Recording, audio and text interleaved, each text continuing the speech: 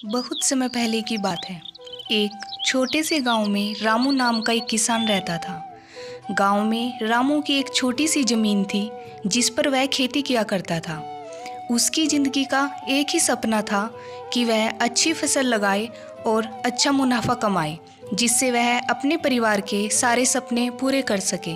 उसके परिवार में उसकी माँ शकुंतला, उसकी पत्नी सीता और उसका एक छोटा सा बेटा था जिसका नाम था भोला।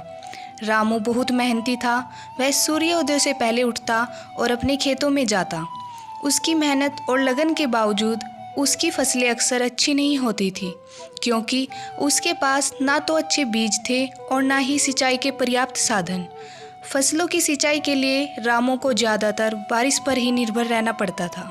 फिर भी रामू अपनी स्थिति से संतुष्ट था। उसी गांव में एक अमीर सेठ भी रहता था जिसका नाम सेठ धनराज था। सेठ धनराज लालची और निर्दयी था। उसने गांव के कई गरीब किसान की जमीन अपने नाम करवा ली थी। एक बार गांव में सूखा पड़ गया और कई महीने तक बारिश नहीं हुई और किसान परेशान हो गए। रामू की भी फसलें सूख गई। उसके पास कुछ नहीं बचा। उसकी स्थिति दिन पर दिन खराब होती जा रही थी। भाई, इस साल तो सारी फसलें खराब हो गई है। अब हम क्या करेंगे? हाँ रामू, मेरी भी सारी फसल खराब हो गई। समझ में नहीं आ रहा इस साल संकट से कैसे निपटेंगे। हमें कुछ करना होगा, नहीं तो हम भूखे मर जाएंगे। मुझे लगता है सेठ जी से हमें कुछ मदद मांगनी चाहिए। सेठ जी से कुछ बात करेंगे तो शायद वो हमारी कोई मदद कर दे। रामू भाई, सेठ जी के पास तो गलती से भी मत चले जाना। एक नंबर का लालची इंसान है। अभी कुछ दिन पहले हरिया ने सेठ जी से कुछ पैसे उधार लिए थे। सेठ ने हरिया का ब्याज इतना ज़्यादा कर दिया जिससे उसका पैसा नहीं चुका पाया और इस कारण सेठ जी ने हरिया की सारी ज़मीन हड़प ली। फिर अब हम क्या करेंगे? अभी तो हमारे पास बिल्कुल पैसे नहीं बचे और खाने के लिए राशन तक नहीं है।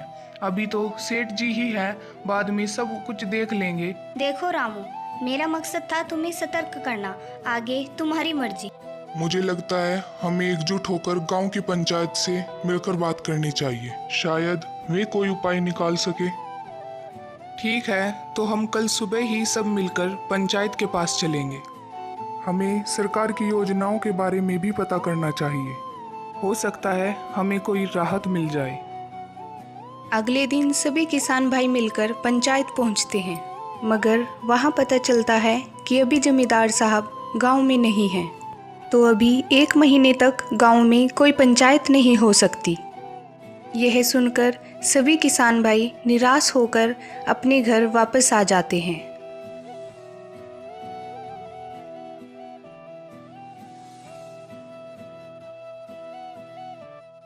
सीता, अब क्या होगा? हमारी सारी फसल सूख गई है। खाने को कुछ भी नहीं बचा। आप ज़्यादा चिंता मत करो, भगवान ने हमें अब तक संभाला है, आगे भी संभालेंगे। सीता, मैंने सेठ धनराज से कर्ज लेने का सोचा है।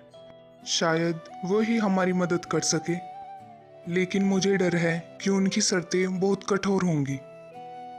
हाँ, मैं जानती हूँ कि सेठ धनराज बहुत लालची है, लेकिन अभी हमारी स्थिति ऐसी है कि हमें कुछ न कुछ करना ही पड़ेगा। तो सेठ धनराज से बात कर लो, शायद ही कोई रास्ता निकल आए। ठीक है, मैं कल सुबह ही सेठ धनराज के पास जाऊंगा। बस भगवान से प्रार्थना है कि वो मुझे इस संकट से निकाल दे। आखिरकार भूख से मजबूर होकर रामू ने सेठ जी के पास जाने का निर्णय लिया। आओ आओ रामू, क्या हाल है? सुना है तुम्हारी फसलें इस साल पूरी तरह सूख गई हैं।